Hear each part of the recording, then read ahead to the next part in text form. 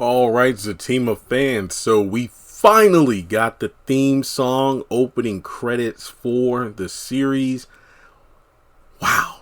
Okay, I can't believe it's already Friday, so I gotta jump back in my mind a couple of days. So it was Wednesday, about 11:04 p.m. when we finally got the first look of the opening visuals and hearing the theme song for the first time. Now, I can't play it on the screen. I'm playing the video on mute, but I'm not playing the music because of copyright. Like, I posted a theme song yesterday, which you can watch and listen to, but it's demonetized, so that kind of sucks. So if you want to, look at the entire video with the theme song, I'll leave a link in the comment section below, and I'll try to remember to put it in screen on the end of the video so you can check it out. So if you want to check out the theme song and then come back to this video, I encourage you to do so. But regardless, I wanted to talk about, the lyrics and the opening visuals here. Now, when I first heard it, I was like, damn, this is a bop. But I was semi-disappointed, not because it was bad. No, I love it. I thought it would be a bit longer, kind of like, we would see some of the other cast in the opening, which by extension may have, let it go on for another 10 or 15 seconds. But that wasn't the case. We got DeVal, we got Crystal. And looking at the visuals alone, it's twofold. The visuals caught my attention first. And then when I listened to the song about 6 or 7 more times before I even did my live stream that night, I really paid attention to the lyrics. Now, I'm not going to sing them, but I'm just going to read them. Love ain't perfect. We still working. Ain't gotta be what we see on TV, but it's damn sure worth it. Love ain't perfect. We still working. Don't gotta be what we see on IG, cause we still working. Oh, yeah, and that's it. So yeah, the lyrics themselves just scream Zatima. It's the fact that these lyrics fit these two so well. I've even seen people on in the comments section of the video I posted and on Twitter saying, yo, the theme song, whoever sang it, it gave me like young Chris Brown vibes. And I'm like, yeah, if you go back to like his first couple albums, it definitely gives off that vibe. And I like how it's like a different tone. You got Ruthless, which is just straight up rap. You got Bruh, which is definitely Martin inspired. And then you have Zatima, which definitely has that more mellow, like, yo, we ain't perfect, but we still going to try to work this thing out because it is working. It's just not going to be easy. And I think it encapsulates what this show is all about. People are like, you know what? I hope Zatima comes out and Zach and Fatima are happy. They don't have any more problems. But that's the opposite of the message this show is trying to present, that no love is perfect. It takes work. And I remember DeVal and I think in Kadeen, I think this was when they were on the Breakfast Club talking about the Deadass podcast, or it was some interview I saw. But basically, they were talking about how, before we really started doing the podcast and whatnot, we would post pics of our family and whatnot, like us with the kids and whatnot. And it was like, and we would see hashtag relationship goals. But it just felt like, no, people don't understand. You only see like the finished product, or you only see the beautiful side of things that people promote online when they post, oh, I'm with my man, I'm with my woman, I'm with my kids, everything is great. But you don't know the work behind the scenes to make that photo happen. Everybody looks happy, but yeah, you don't know how long it took to get these 3 rowdy kids in line early in the morning to get them dressed, or my wife taking forever in the bathroom to get ready, or me, I'm overslept because I stayed up late trying to get things ready for this event, this kind of thing.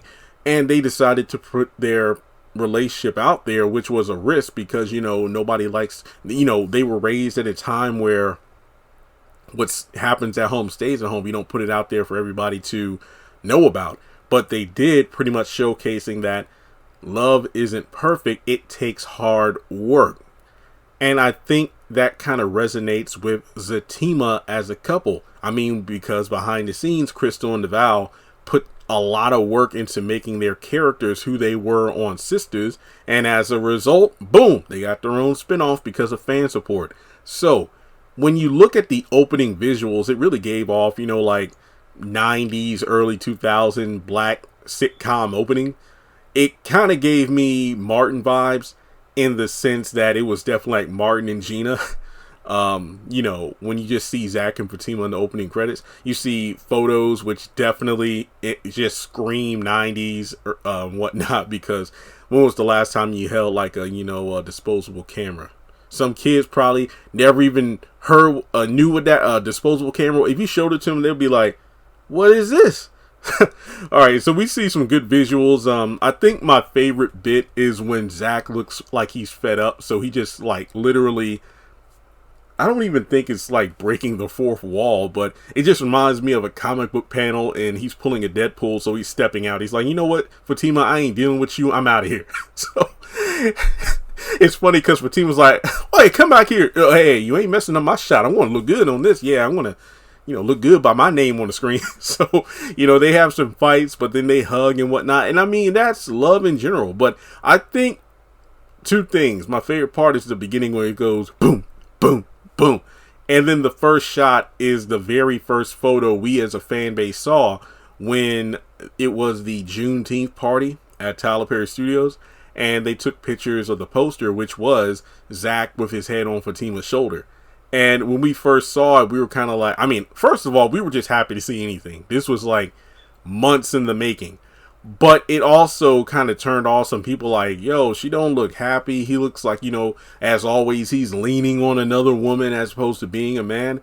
And then, from there, the opening credits just go on. It looks good. I mean, this is definitely one of those infectious songs where if you hear it a couple of times, you'll probably be whispering it or mumbling it to yourself as the day goes on. So yeah, I'm here for it.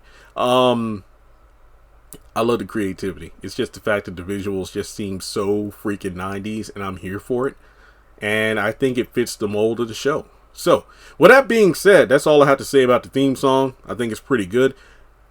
It's still new, so I don't really know if it's fair to rank it in terms of what's the best theme song.